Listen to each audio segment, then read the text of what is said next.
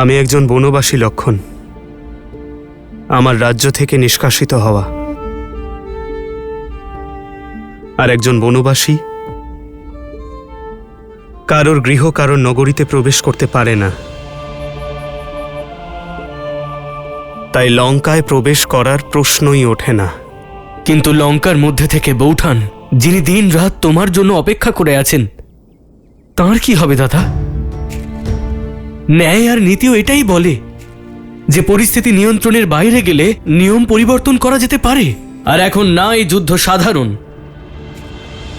আর না এই পরিস্থিতি নিয়ন্ত্রণে আছে। তাই আমাদের এই মুহূর্তে লঙ্কার ভিতরে যেতেই হবে, তাই না দাদা?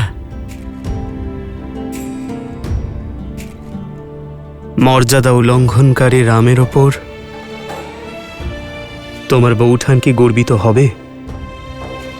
প্রতিশ্রুতির শুধু একটিই লক্ষ্য হয়, আর তা হলো তা পালন করা।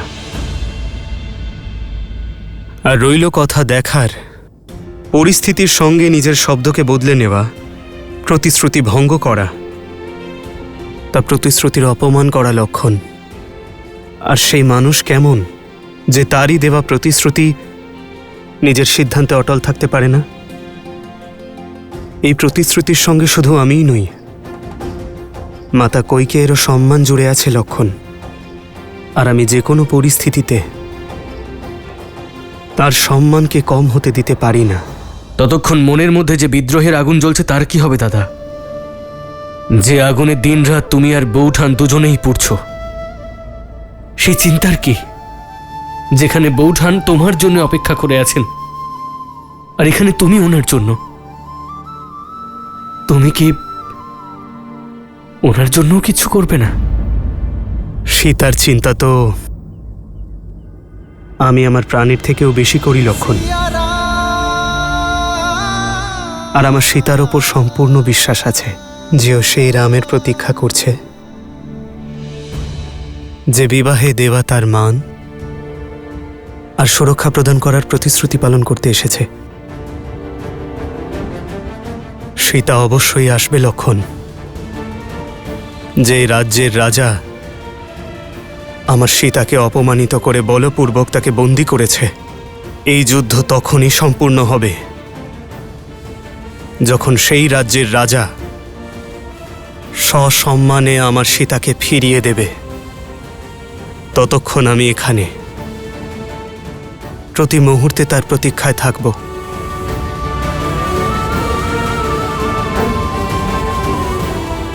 সীতা লঙ্কায় বন্দী রূপে এসেছিল, কিন্তু রানী রূপে সে বাইরে আসবে।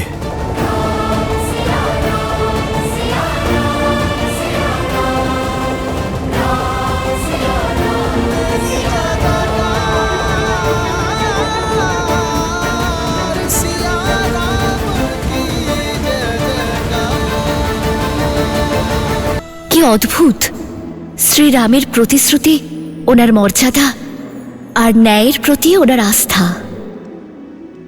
কিন্তু মহাদেব, যদি শ্রীরাম লঙ্কার ভেতরে প্রবেশ না করেন, তাহলে সীতাকে কিভাবে মুক্ত করবেন? অমাবস্যার আগে অযোধ্যায় কিভাবে পৌঁছবেন? আর ভরতের প্রাণ কিভাবে রক্ষা করবেন? এই বিপদের সময় উনি কেন ওনার সিদ্ধান্তে অবিচল আছেন? মর্যাদার কথা এত কেন ভাবছেন শ্রীরাম? যে নিজেই মর্যাদা ভঙ্গ করে, সে কিভাবে মর্যাদা পুরুষোত্তম হবে? একজন মানুষ মর্যাদা আর ধর্মের প্রতি সমর্পণ ভাব এবং যে কোনো মূল্যে তা পূর্ণ করার ইচ্ছে তাকে নারায়ণ করে তোলে। আর শ্রীরামের এই সমর্পণের ইচ্ছে আর একাগ্রতা তাকে মর্যাদা পুরুষোত্তম শ্রীরাম করে তুলেছে।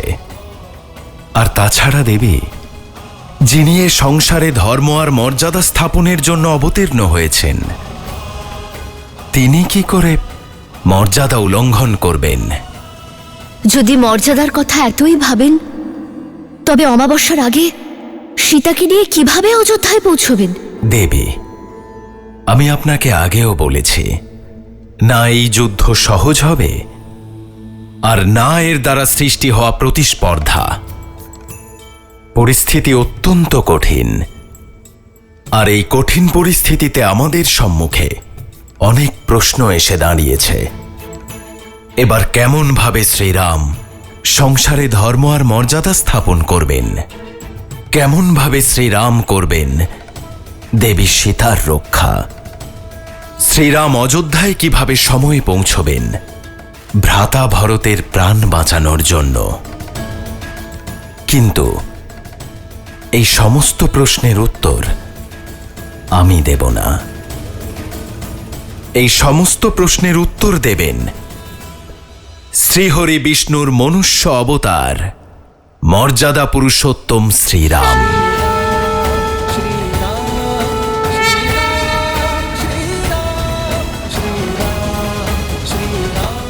হনুমান, আমি লঙ্কার সীমায় পা রাখতে পারবো না, কিন্তু সীতার প্রতি আমার বিশ্বাস সব সীমা লঙ্ঘন করবে। সীতা যেন জানতে পারে হনুমান, যে অমাবস্যার পূর্বেই আমি তাকে নিয়ে অযোধ্যায় ফিরব। আমার প্রতিটি নিঃশ্বাস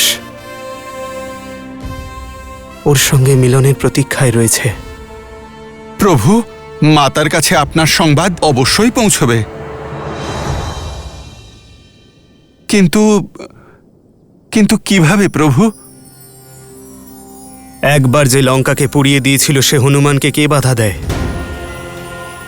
যাও হনুমান, আর ভস্ম করে দাও অন্যায় এবং পাপের সত্তাকে, আর প্রজ্বলিত করো ন্যায় এবং ভক্তির অগ্নিকে। मूलतः ब्रह्मरूपाय मध्यतो शक्तिरूपिणे अग्रतो शिवरूपाय भिक्षराजाय ते नमः। मूलतः ब्रह्मरूपाय मध्यतो शक्तिरूपिणे अग्रतो शिवरूपाय भिक्षराजाय ते नमः।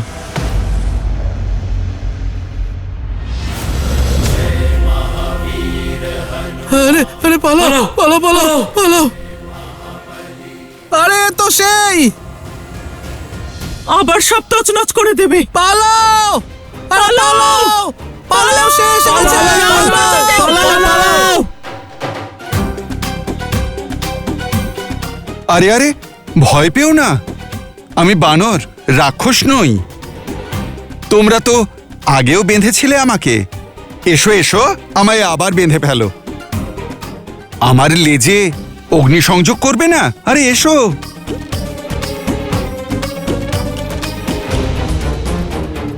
এসো এসো এসো না, অগ্নিসংযোগ করো।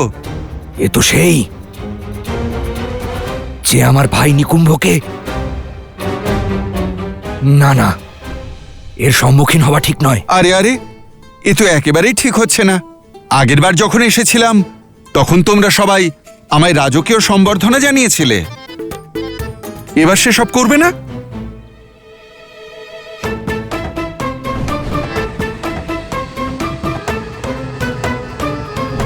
আরে ভাই, বিলম্ব করছো কেন? ধরো আমার লেজ। তোমাদের হাত বাড়াও আর অগ্নিসংযোগ করো। বাড়াও বাড়াও। এই তুই জানা, তুই জানা, তুই যা। তুই যা। আরে ভাই, এ তো খুব খারাপ, তাই না? আমি মিত্র হয়ে কথা বলতে চাইছি আর তোমরা প্রহার করতে এগিয়ে আসছো।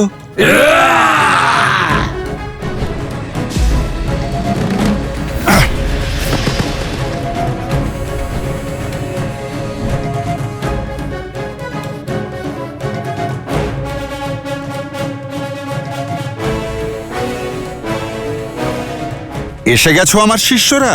হ্যাঁ হনুমান কাকা।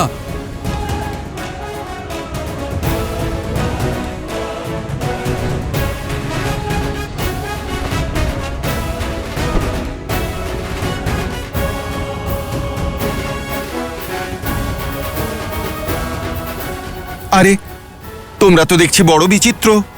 গতবার অগ্নি সংযোগ করছিলে, এবার আমাকে অগ্নি থেকে বাঁচাচ্ছ। পালাও পালাও পালাও, এখান থেকে পালাও পালাও! চলো, দীপ প্রজ্বলিত হয়েছে, এবার আমাদের কাজ শুরু করে দিই।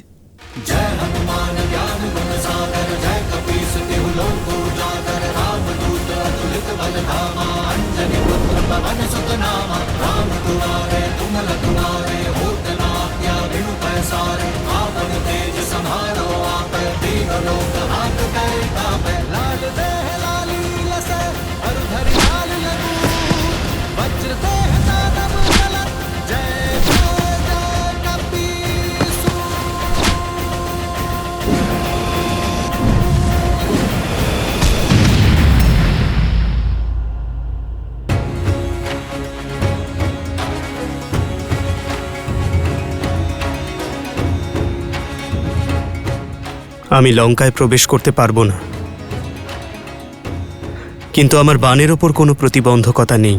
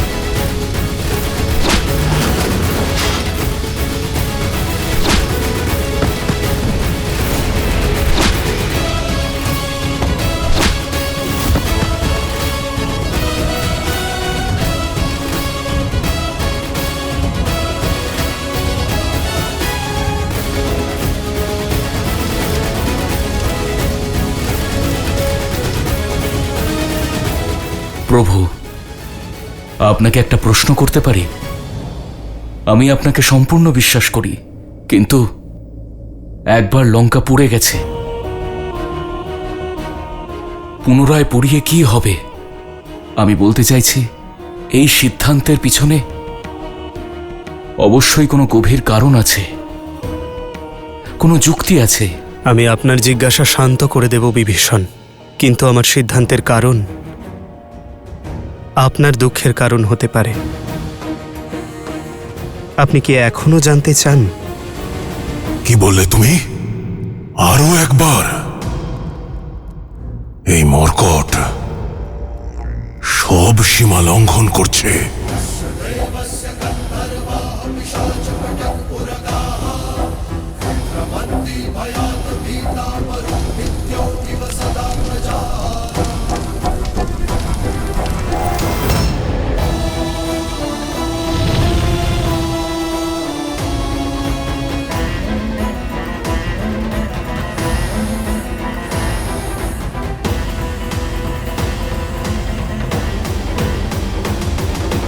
এই অগ্নি লঙ্কা দহনের জন্য নয়, রাবণকে অধৈর্য করে তোলার জন্য এই অগ্নি।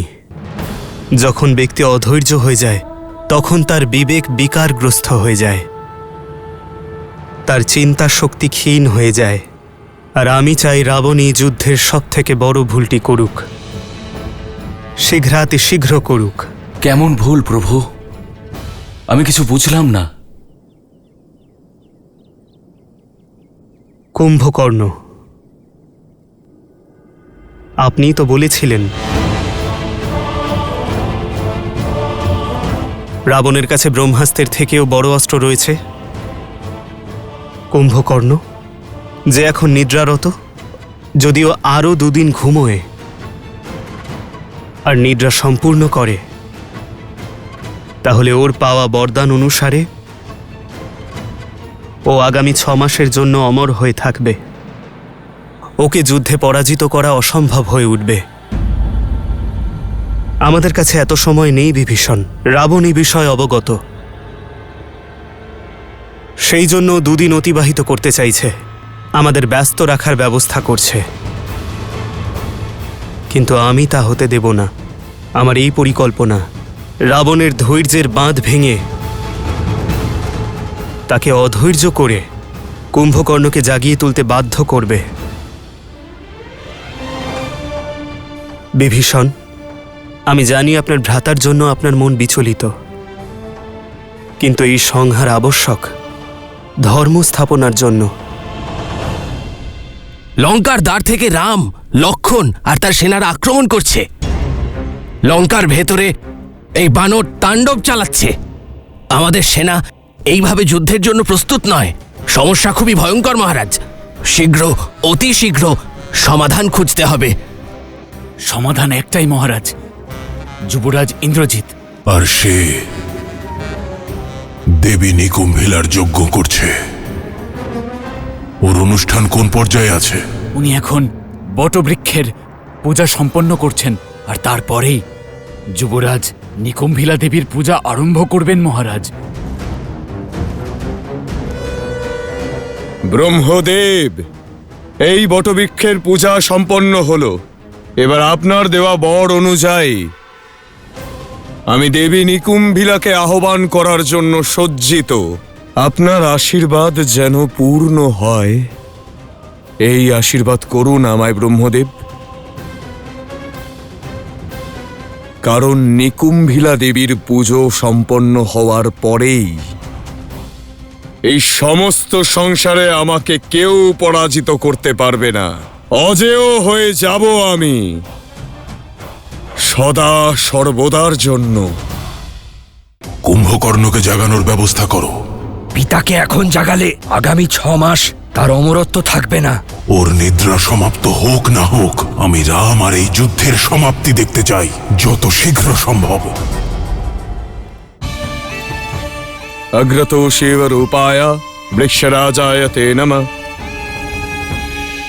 मूलतो ब्रह्मरूपाय मध्यतो शक्तिरूपिणे अग्रतः शिवरूपाय वृक्षराजाय ते नमः।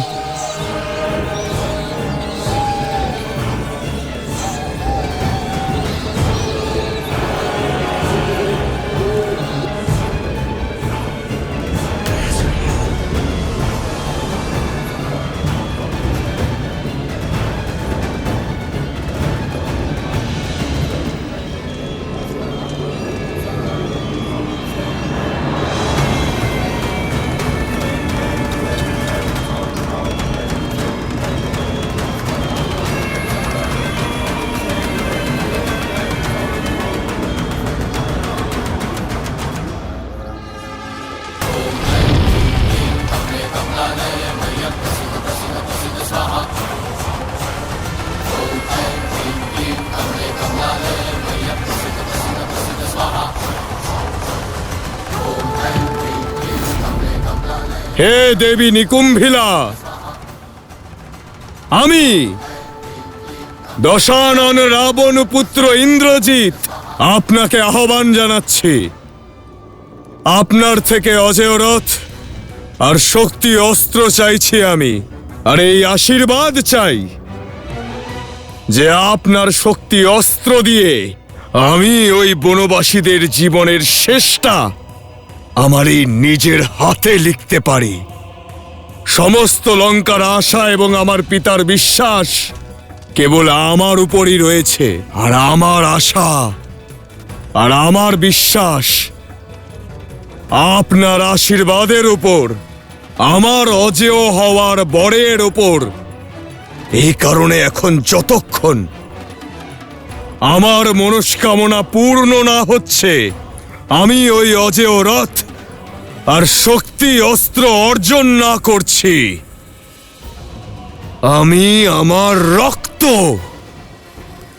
আপনাকে সমর্পণ করতে থাকব। যতক্ষণ আমার শরীরের বহমান রক্তের শেষ বিন্দু সমাপ্তি ঘটছে না, আমি আপনার পুজো এবং আরাধনা করতে থাকব। ওম নিকুম্ভিলায় নমঃ, ওম নিকুম্ভিলায় নমঃ, ওম ह्रीं জুম সঃ, ওম ভূর্ভুবঃ স্বাহা। কুম্ভকর্ণকে জাগানোর ব্যবস্থা করো। পিতাকে এখন জাগালে আগামী 6 মাস উনি ওনার অমরত্ব হারিয়ে ফেলবেন। ওর নিদ্রা সমাপ্ত হোক না হোক, আমি রাম আর এই যুদ্ধের সমাপ্তি দেখতে চাই যত শীঘ্র সম্ভব। লঙ্কার কাছে সময় নেই মহারাজ। বানরদের তাণ্ডব আপনি দেখেছেন। শীঘ্রই কিছু করতে না পারলে আমরা পরাজিত হব মহারাজ। রাবণ থাকতে সেটা সম্ভব নয়। এই উদ্ধতদের শাস্তি আমি নিজে দেব। না মহারাজ, পিতা কুম্ভকর্ণ, যুবরাজ ইন্দ্রজিৎ আর আমি থাকতে আপনার রণভূমিতে যাওয়ার কোনো প্রয়োজন নেই। তোমার পিতার নিদ্রা ভঙ্গ হতে আর কত দেরি? 2 দিন মহারাজ। সময়ের আগে কুম্ভকর্ণের নিদ্রাভঙ্গ হলে না তিনি অজেয় থাকবেন আর না অমর। যুবরাজকে ডাকা ছাড়া আর কোনো উপায় নেই মহারাজ। হ্যাঁ মহারাজ, আমাদের যুবরাজ ইন্দ্রজিৎকে ডেকে আনা উচিত। এখন উনি এই নর এবং বানর সেনার হাত থেকে লঙ্কাকে বাঁচাতে পারেন।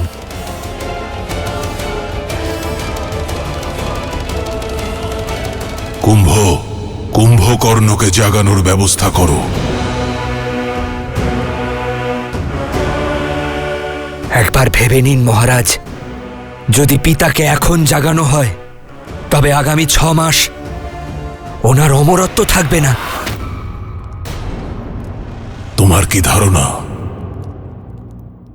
এ বিষয়ে আমার জ্ঞান নেই? রাবণের থেকে বেশি কুম্ভকর্ণের শক্তির বিষয়ে কেউ জানে না। ওর নিদ্রাপূর্ণ হোক বা না হোক, আমার কুম্ভকর্ণের এত শক্তি আছে যে ও ওই মর্কটদের কাল হয়ে উঠতে পারে।